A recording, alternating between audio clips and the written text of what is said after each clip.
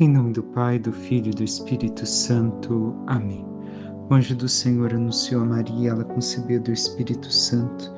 Ave Maria, cheia de graça, o Senhor é convosco. Bendito sois vós entre as mulheres, bendito é o fruto do vosso ventre, Jesus. Santa Maria, Mãe de Deus, rogai por nós, pecadores, agora e na hora de nossa morte. Amém. Eis aqui a serva do Senhor, faça-se em mim segundo a vossa palavra. Ave Maria, cheia de graça, o Senhor é convosco. Bendita sois vós entre as mulheres, bendito é o fruto do vosso ventre, Jesus. Santa Maria, Mãe de Deus, rogai por nós, pecadores, agora e na hora de nossa morte. Amém. O Verbo divino se fez carne e habitou entre nós. Ave Maria, cheia de graça, o Senhor é convosco. Bendita sois vós entre as mulheres, bendito é o fruto do vosso ventre, Jesus. Santa Maria, Mãe de Deus, rogai por nós, pecadores, agora e na hora de nossa morte. Amém. Rogai por nós, Santa Mãe de Deus, para que sejamos dignos das promessas de Cristo. Oremos, infundi, Senhor, em nossas almas a vossa graça, como vos pedimos, para que nós, que pela anunciação do anjo viemos a saber o mistério de vossa encarnação, paixão e morte de cruz, cheguemos um dia à glória eterna dos céus, pelo mesmo Cristo, Senhor nosso. Amém. Caríssimo irmão e irmã, nesta terça-feira da segunda semana do Tempo Comum, nós também encontramos com a memória de Santa Inês, Virgem e Mártir. Normalmente é representada na tradição cristã como uma jovem com uma ovelha nos braços. Por quê? Porque no latim seu nome é Agnes e nos recorda o quê? Agnus.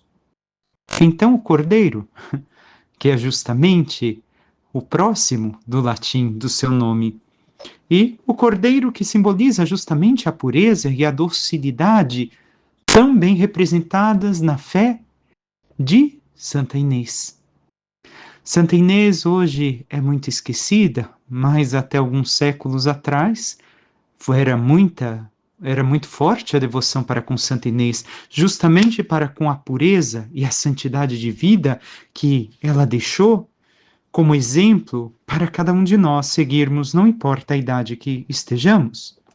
Ela, para defender a pureza de seu corpo e de sua alma ao Senhor, sofreu todos os tormentos. Dizem que era pequena, que nem mesmo as cadeias podiam aprisionar seus braços. E assim, lutando e rezando para que pudesse preservar a sua vida unicamente para o Cristo, venceu através do martírio, entregando sua vida pela fé. Isso aprendemos também de Santa Inês. Para ela, a fé era o tesouro mais precioso. E assim ela o fez. Lutou por este tesouro, como diz o próprio Evangelho, Jesus ao falar do terreno onde tinha um tesouro escondido, vai, vende aquele tesouro que tem e depois compra o terreno para ter aquele outro tesouro ainda mais importante. Assim também devemos de ser nós, seguindo a Inês. Deixarmos de lado aquilo que muitas vezes a aparência da visão humana e de um pensamento meramente material, onde se esquece da vida divina e da graça de Deus. Abandonar aquilo que é um aparente tesouro para vivermos o único tesouro que verdadeiramente importa, a nossa fé, a vida de fé, a santidade que Deus pede para cada um de nós, ao ponto de, como Inês, se necessário for, derramarmos também o nosso sangue pela fé, o nosso verdadeiro tesouro, a nossa vida em Deus. Passemos agora aos textos sagrados que hoje a liturgia nos chama a meditar. Continuamos com o texto corrido do Evangelho de São Marcos e hoje encerramos este segundo capítulo de São Marcos. Jesus estava passando por uns campos de trigo em dia de sábado. Seus discípulos começaram a arrancar espigas enquanto caminhavam. Então os fariseus disseram a Jesus: Olha, por que eles fazem em dia de sábado o que não é permitido? Jesus lhes disse: Por acaso nunca lestes o que Davi e seus companheiros fizeram quando passaram necessidade e tiveram fome? Como ele entrou na casa de Deus no tempo em que Abiatar era sumo sacerdote, comeu os pães oferecidos a Deus e os deu também aos seus companheiros? No entanto, só aos sacerdotes é permitido comer esses pães. E acrescentou: O sábado foi feito para o homem e não o homem para o sábado. Portanto, o Filho do homem é Senhor também do sábado. Palavra da salvação, glória a vós, Senhor. Devemos de ter presente aqui algumas coisas diante de nosso olhar. Já meditamos este texto no ciclo do ano litúrgico passado. Este texto, se temos algo em memória, talvez recorde algumas coisas que eu vou falar, mas também pode servir para aqueles que não meditaram conosco este texto. Primeira coisa, os fariseus estão como fofoqueiras, diríamos assim, olhando de onde vem e o que estão fazendo os discípulos do Senhor. E aqui devemos de estar atentos, porque, de um certo modo, é aquilo que o mundo também faz conosco, que as pessoas distantes da fé, mas infelizmente, aquelas que são mal intencionadas e dizem ter fé, também fazem conosco. Ficam nos vigiando.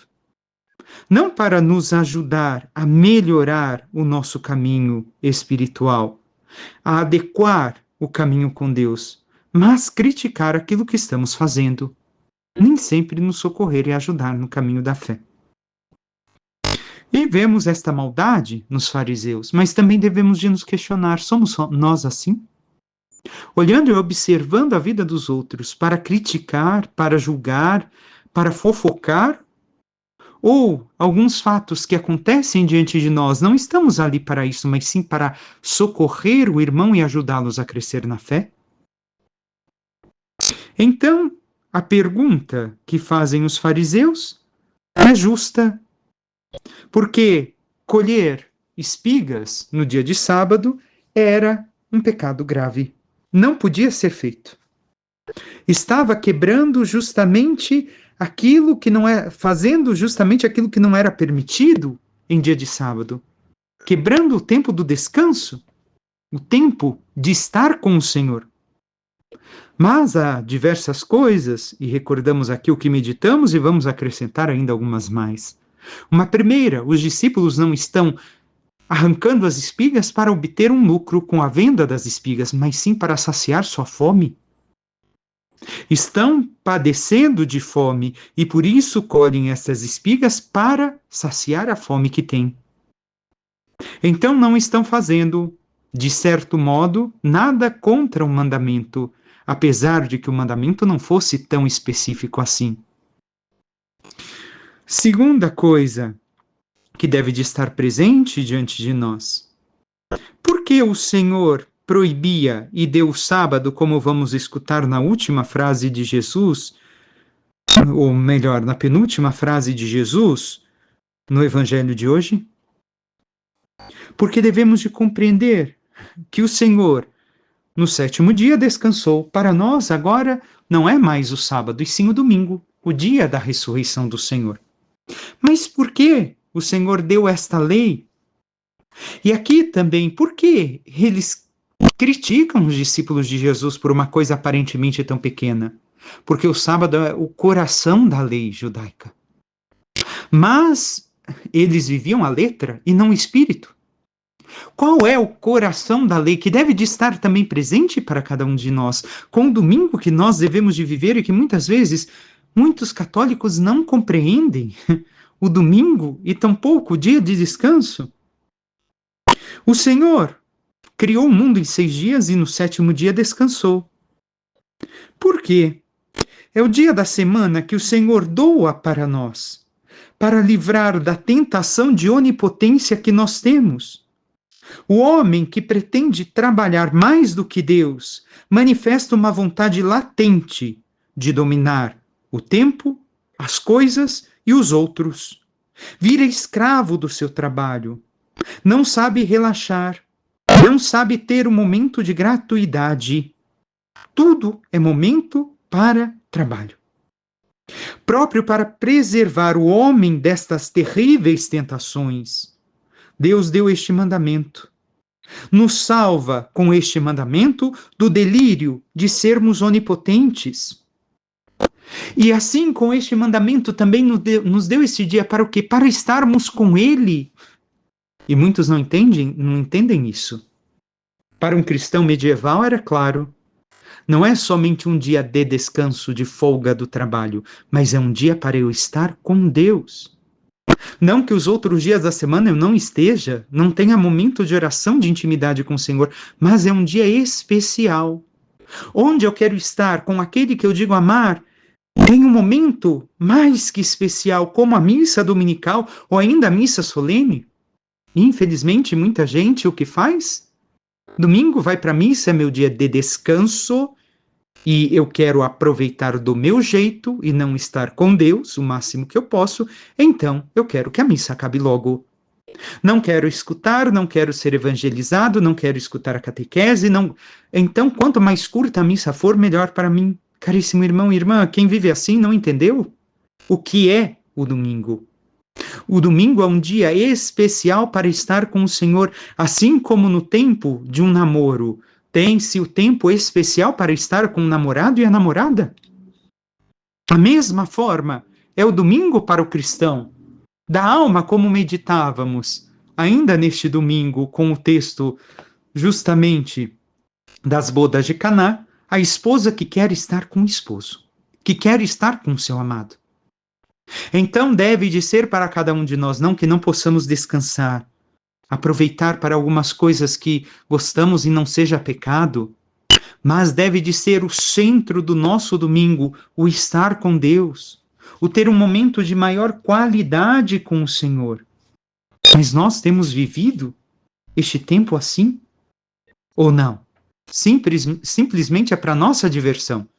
O católico que diz que o domingo é dia de descanso e Deus não importa que eu não vá na missa, não entendeu o que é o domingo e vive para si. É um egoísta. E Jesus ainda dá o exemplo de Davi e os pães da preposição. Por quê? Porque aqui está o maior ato que está no coração da lei, a caridade. A caridade no sentido que já meditamos, o amor de Deus impulsionado que me faz auxiliar o outro. Estes pães, recordemos, eram 12 pães colocados uma vez por semana diante do propiciatório pelas 12 tribos de Israel. Eram 12 pães, um para cada tribo. E somente no outro sábado se retirava para colocar pães novos. E somente os sacerdotes podiam comer desses pães. Porém, Davi e também seus companheiros estavam morrendo de fome. E lhes foi oferecido porque pediram. Porém, disse propriamente o sacerdote que aqui nos é apresentado: eu preciso só saber se vocês, Abiatar perguntou, se vocês estão 3 dias sem ter contato impuro com uma mulher. E disseram que sim, e comeram dos pães para saciar a sua fome. Então, o amor de Deus. O amor também ao próximo, manifestando o amor de Deus. Esta é a centralidade da lei. A lei deve de ser vivida no amor. Assim como o domingo, no amor primeiro a Deus e depois todo o resto. Como Santa Inês, que viveu a sua vida entregando-a primeiramente a Deus. Se os homens a tiraram por causa de Deus, para ela a vida não importava, mas sim a vida eterna.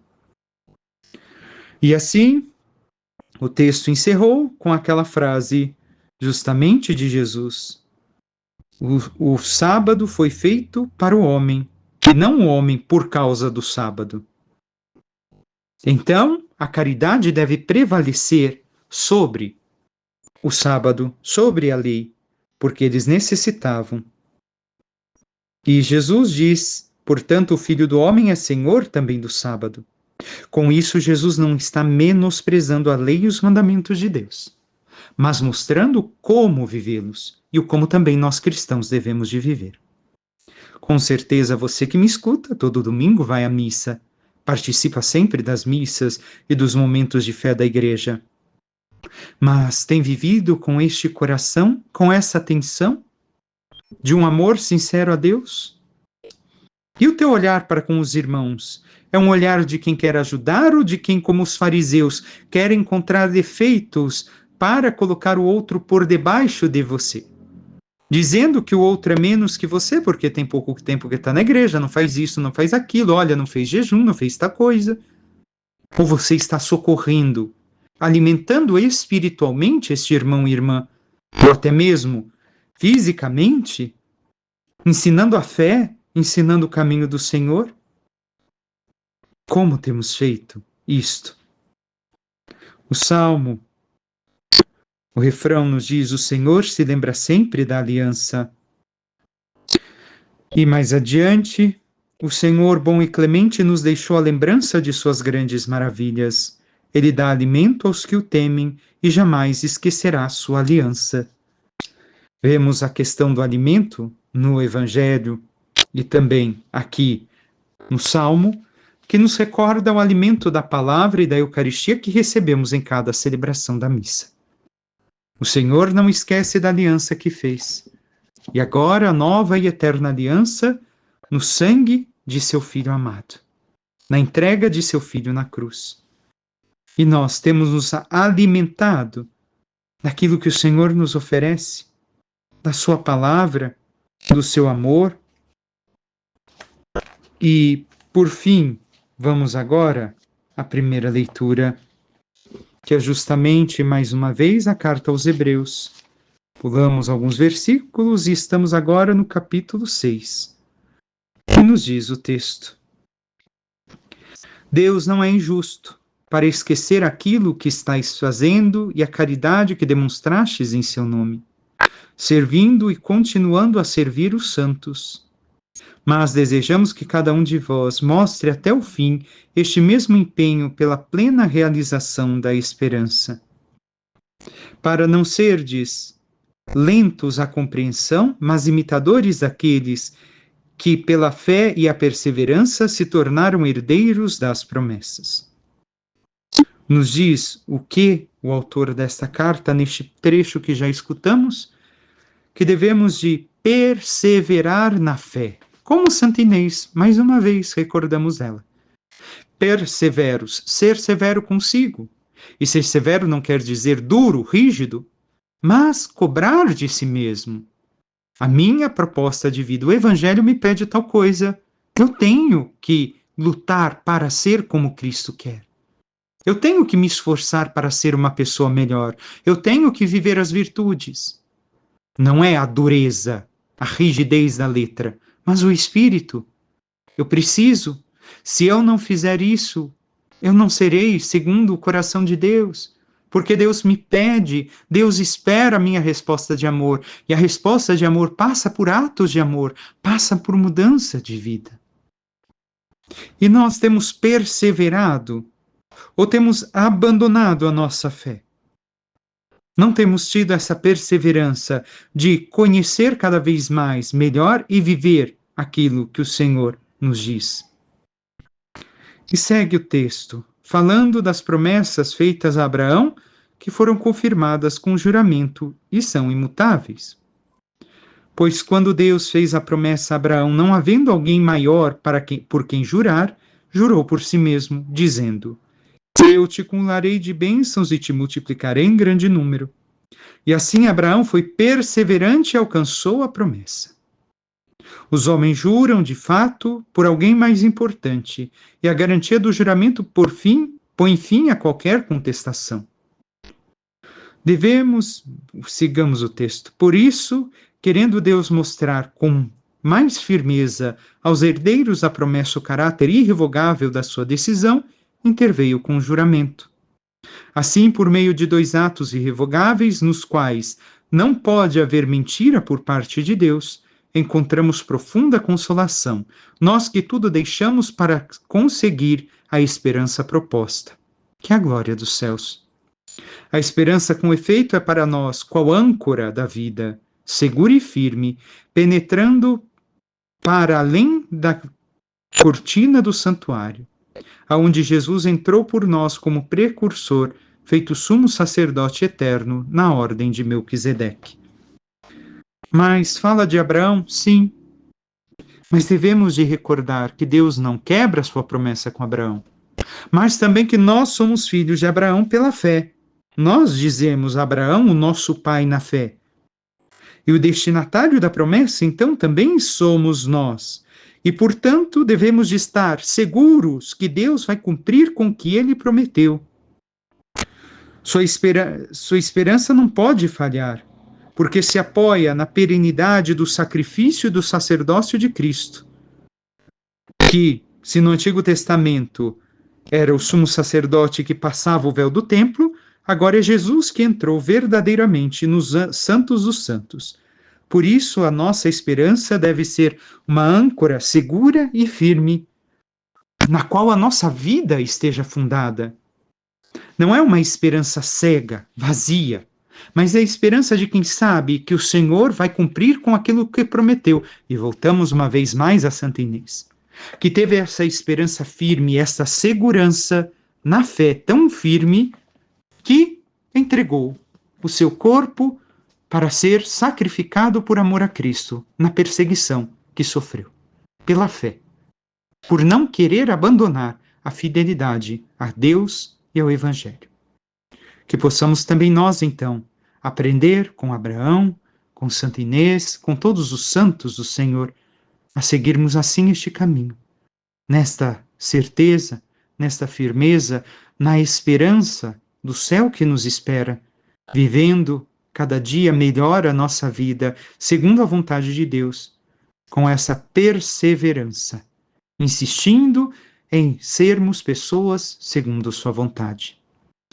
Peçamos à Santíssima Virgem Maria, nossa Mãe, que interceda por cada um de nós e nos ajude a reconhecer aonde ainda vivemos em nossas vidas a palavra fria, sem o Espírito, e que possamos dar a vida do Espírito Santo, a palavra de Deus em nós, para que assim, sendo uma palavra viva e eficaz, possamos desta palavra beber e viver, sendo perseverantes na fé e nos ensinamentos que o Senhor nos dá, para que, vivendo cada vez mais, focados no céu, possamos um dia merecer esta graça.